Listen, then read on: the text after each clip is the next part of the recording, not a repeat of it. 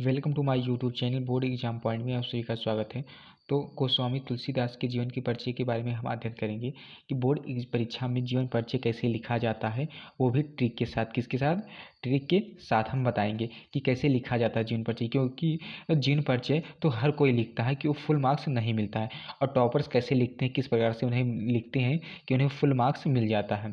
और सबसे महत्वपूर्ण जीवन परिचय तुलसीदास का है, इसलिए सबसे महत्वपूर्ण जीवन परिचय तुलसीदास का है कि आप किसी भी सत्र के क्वेश्चन पेपर को उठा के देख लीजिएगा। और एक दो सेट की बात नहीं कर रहे हैं, चाहे जिस सेट की आप उठा कर देख लीजिएगा तो जीवन परिचय तुलसीदास का जरूर दिया रहेगा, क्योंकि ये मोस्ट इंपॉर्टेंट हो जाता है। जीवन परिचय सबसे, जीवन परिचय में से सबसे महत्वपूर्ण जीवन परिचय यही हो जाता है। अगर आप हम जिस प्रकार से बता दे रहे हैं कि अगर याद कर लेते हैं या लिखते हैं इस तरीका से तो आपको 5 नंबर पक्का मिल जाएगा। ठीक है, 100% एकदम श्योर बता रहे हैं।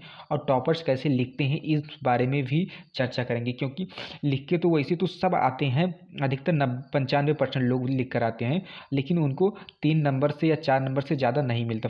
5 नंबर यानी फुल मार्क्स बहुत कम ही लोगों को मिलता है जो है। और कैसे ट्रिक से कैसे याद करें या और कैसे लिखें, इस पूरे ट्रिक के साथ कैसे लिखा जाता है, इस पूरे बारे में चर्चा होगा। कैसे लिखने पर टीचर फुल मार्क्स देते हैं, ठीक है, यानी 5 नंबर कैसे देते हैं। हम आपको जिस प्रकार से बता देंगे कि अगर इस प्रकार से अगर लिख देते हैं तो आपका 5 नंबर पक्का हो जाएगा। ठीक है, तो आते हैं परिचय पहले लिखते हैं।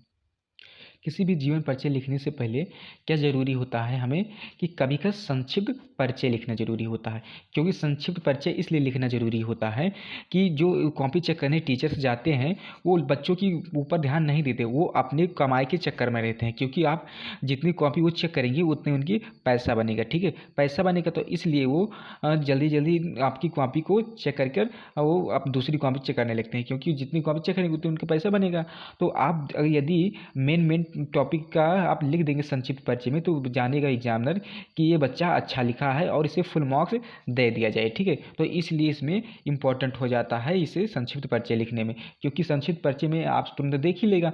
अगर आप इसी प्रकार से लिखेंगे वैसे घूंस घाँच कर तो ये कहेगा बच्चा सही से नहीं लिखे है, इसे 3 नंबर देकर तुरंत दूसरे पेज में चले जाते हैं, दूसरी कॉपी, क्योंकि उन्हें चेक करना होता है। तो उन्हें रुपये से तो मतलब होती है, जितनी कॉपी है वो चेक करेंगे उतने उनके रुपये बनेगा। तो यहाँ पर संक्षिप्त परिचय में क्या क्या लिखना होता है उसे पहले हम पढ़ लेते हैं। तुलसीदास का पहले यहाँ पर नाम लिखेंगे, ये इंपॉर्टेंट सबसे पहले हो जाता है। फिर जन्म लिखना होता है, जन्म सन 1532 ईस्वी में हुआ था। स्थान इनका राजापुर क्या हो जाएगा, बांदा में। ठीक है, पिता का नाम आत्माराम दुबे, माता का नाम हुलसी। रचनाएं इनकी क्या है, रामचरितमानस, गीतावली।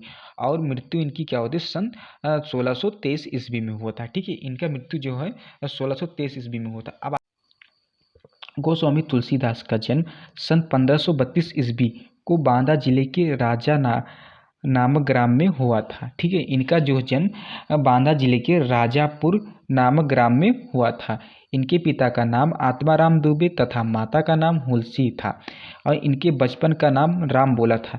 राम बोला इसलिए इनका नाम पड़ा था क्योंकि ये सबसे पहला वाणी जो बोले थे मुँह से, जन्म होते ही इन्होंने राम का नाम लिया था, इसलिए इनका राम बोला नाम था। ये सरयू प्राणी ब्राह्मण थे। इनके माता पिता इनको बचपन में ही त्याग दिए थे। ठीक है, इन्हें बचपन में इनके माता पिता त्याग दिए थे, इसलिए त्याग दिए थे क्योंकि इनके चेहरे पर अजीब तरह के निशान थे, इसलिए इन्हें राक्षस समझकर इन्हें जंगल में त्याग दिए थे।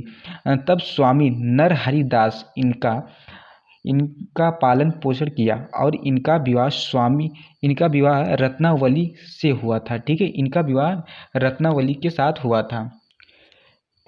ये अपनी पत्नी के प्रेम में बहुत अनुरक्त रहते थे। ठीक है, क्या अपने पत्नी से बहुत प्रेम करते थे, लेकिन पत्नी के डांट के कारण इनके मन में वैराग उत्पन्न हो गया। और पत्नी इसलिए इन्हें डांटती है क्योंकि एक बार तुलसीदास से बिना बताए हुए इनकी पत्नी मैके चली जाती हैं और ये अर्धरात्रि में तुलसीदास अपने ससुराल पहुंच जाते हैं और इस बात पर इनकी पत्नी इन्हें डांटती है, तो ये वैराग हो जाते हैं और ये काशी चले गए। इनका जीवन काशी, अयोध्या और चित्रकूट में अधिक बीता। इनका मृत्यु सन 1623 ईस्वी काशी के अस्सी घाट पर हुआ था। ठीक है, इनकी मृत्यु क्या हुआ था? काशी के अस्सी घाट पर हुआ था।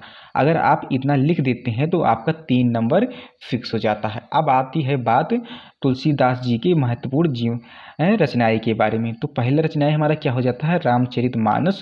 दूसरा हो जाता है हमारा विनय पत्रिका। तीसरा हो जाता है गीतावली। ठीक है, आप इस प्रकार से अगर लिख देंगे तो आपका 5 नंबर फिक्स हो जाएगा, कोई नहीं काट पाएगा। वीडियो अच्छा लगे तो लाइक करें, नए हो तो चैनल को जरूर सब्सक्राइब करें। Thanks for watching this video.